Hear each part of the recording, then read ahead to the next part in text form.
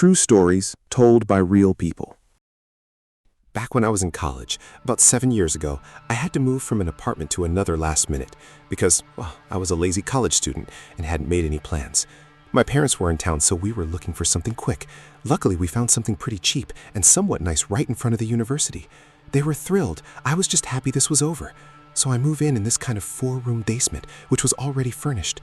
They said the last tenant canceled last minute, and I only needed it for the 3 months of the summer, so he was giving us a great deal. The first room was the main room, which consisted of a living room plus a little table to eat. Immediately on the right of it was the kitchen, and then the bathroom. The bedroom was on the left, and there was some kind of weird and small hall or connection joining it to the living room.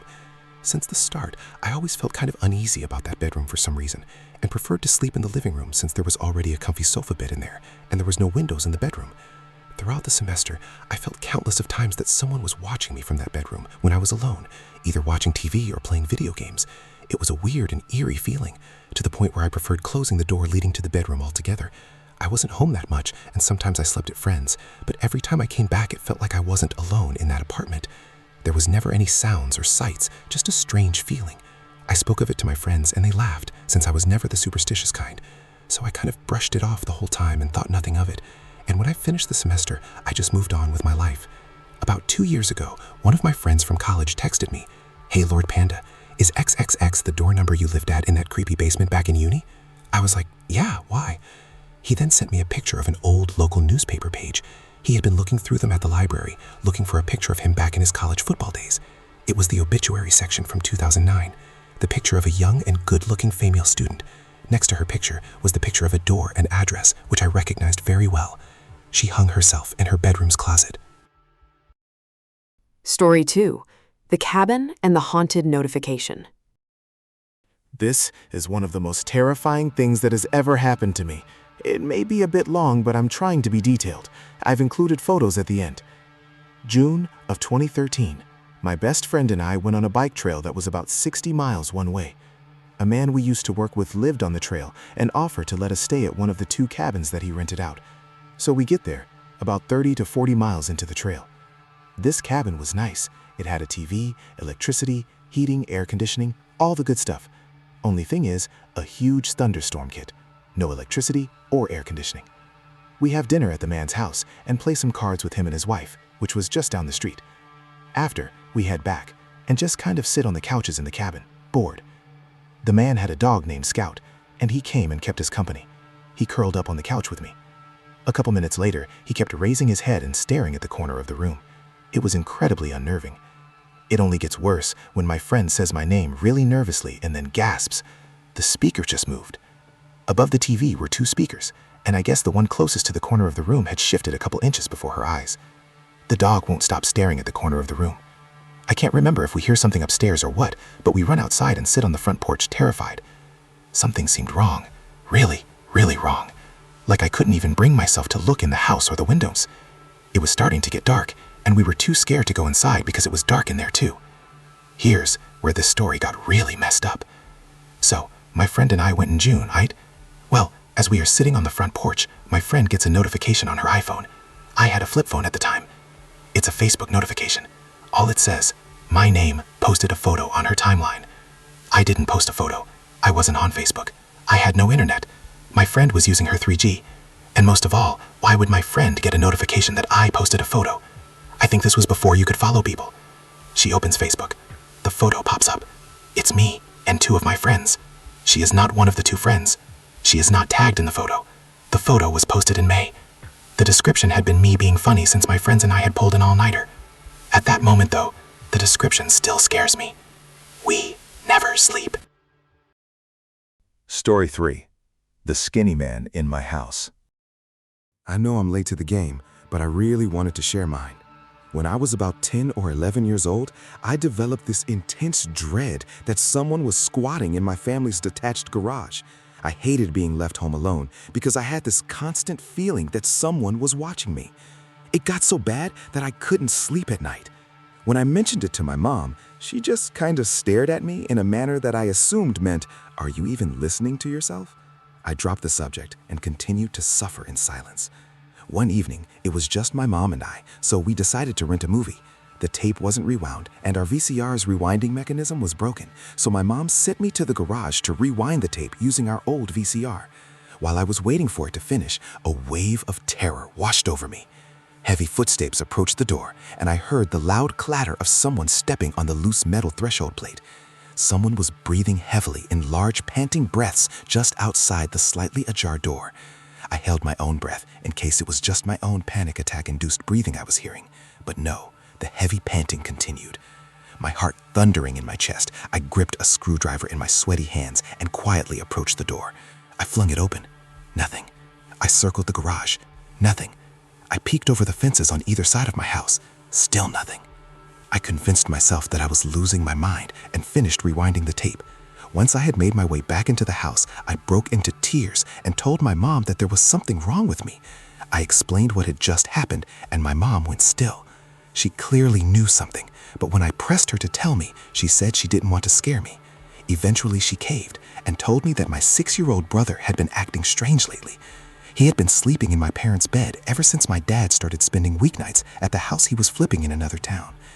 Apparently, my brother had been refusing to go into their room by himself at night, claiming he was too scared. He would tell my mom that he was afraid of the skinny man standing by the bed. She asked him to draw a picture of the man. He drew a tall, thin man who was missing half his face. I found out later that the house my dad had been flipping was the former house of a crazy drug addict. The house was trashed. The backyard was full of garbage. As he cleared all of the crap out, he found syringes and crack pipes, and I'm sure other weird stuff. While fixing the wiring in the house, he came across hidden cameras installed in the walls. Apparently, the neighbors had all sorts of messed up stories about the guy and the people who would come and go from the house. I don't remember specifics. My mom believed that my dad brought home with him whatever negative energy lingered in the house, or a demon. Story 4. Bones Beneath the Shed Room. I went to visit my sister-in-law in small-town Georgia about 10 years ago when my oldest daughter was about 9 months old. My husband was gone out of town for work, so it was just me and the baby for a quick overnight trip. My brother and sister-in-law had recently bought an old, built in the 1890s home and were in the process of fixing it up. Some renovations were done, but much of the place was in various stages of disrepair. Big, high ceilings, weird little doors under the stairs, uneven floors. You get the picture. We get there late at night, and after giving hugs and visiting for a minute, my sister-in-law takes us out to their spare room, which is basically a shed attached to the house. No kidding. It was this tiny, dilapidated room only accessible from a door that opened to the backyard and had no lock, just a flimsy metal hook and eye latch. The room is narrow, with just room for a bed and dresser, and I had to set up the portable crib against the door. Now this baby is a good sleeper. She's calm, easygoing, and has slept through the night since 3 weeks of age. But the minute I turn out the light in that place, she starts to scream. Not tired crying, not spoiled crying, not I have an ear infection crying, but desperate screaming like I had never heard before. I try to put her down, comfort her, the works, for over an hour, and she screams the whole time. I finally turn the light back on and put her in bed with me, and she settles somewhat, but I wake up at least 5 more times that night to her screaming that same terrified scream. I start to really get uncomfortable, and I leave the light on all night. In the morning, she's fine. I'm tired, but I'm damn glad we were only staying one night, because it had really started to creep me out. I tell my husband about it, and we chalk it up to maybe the baby's sense that I was scared, and it made her upset. Over a year later, my brother-in-law demolishes that room as part of their renovations, and they find bones under the floor when they tear it up. These pieces aren't intact small animal bones, but were clearly from something larger. Maybe still just an animal, but I wonder. As a toddler and preschooler, the same daughter had multiple instances of seeing people we couldn't see. A man in the hallway, little girls outside her room at night, that none of our other kids have had. I'm normally not a believer in the supernatural, but some things you just can't explain. Story 5. Grandma's tulip picture false. I've told this story elsewhere. I've always liked tulips. When I was a teen, my grandma saw a picture in the news of hundreds of tulips from a festival. She saved it for me. That was her thing. I framed it. Fast forward about 20 years. Grandma has been gone for about 15 years. I'm living in another state. I'm married, but I'm just realizing that my marriage is failing. My turd husband is out of town. I'm home alone and freaking out about what my husband will do if I leave and wondering how I will be able to take care of myself. Naturally, I'm dealing with these feelings by stress cleaning. The photo of the tulips hangs in my entry hall. It's hung on a nail in such a way that you would have to lift the picture to take it off the wall. The frame was a little janty, so it wasn't easy to take off the wall. It wouldn't have come off the wall easily, or even if you shook the wall somehow. I was vacuuming right by the wall and openly weeping because I was scared and angry and grieving and not coping very well. Everyone rage vacuums, right? My gaze fell on the picture, and right as it did, it fell to the floor. It was weird because it didn't just slip off the nail. It couldn't. It swayed sideways and kind of lifted up and then fell. I felt really weird, sort of spooked and dizzy. I thought back over it a lot, and even though it didn't make sense, I know what I saw. I just kind of knew. My grandma was a good person, but not a nice lady. If she'd known that anyone was hurting one of her grandkids, she would have not been gentle or kind to them. I said, "It's okay, Grandma. I'll be all right." I picked up the picture, it didn't break, and had a little struggle to get it back on the nail. That was it. Nothing else ever happened, but I felt comforted. Grandma was not known for putting up with bullshit, so I wasn't going to either. Am now divorced and remarried in a happy bullshit-free marriage with a non-turd husband. Story 6. The Watched Basement and Missing Wife. My friend's house when we were kids had a basement that we used to hang out in sometimes. Part of it was refinished with a TV and small playroom, and the other part was original concrete floors, walls, and pipes. The room had a creepy vibe to it, but most unfinished basements do, right? I couldn't help but get antsy when we'd be down there, like I didn't feel comfortable and wanted to go back upstairs. You know that feeling of eyes watching you? It was that, but it felt heavy. It surrounded you. I remember my friend and I running back up the stairs to get out of there a few times after acknowledging we both had that same feeling. Anyway, we ended up talking to a neighbor we both knew in the area one evening who has been living on that block for many decades. He told us that he remembered the original owners of my friend's house from long ago.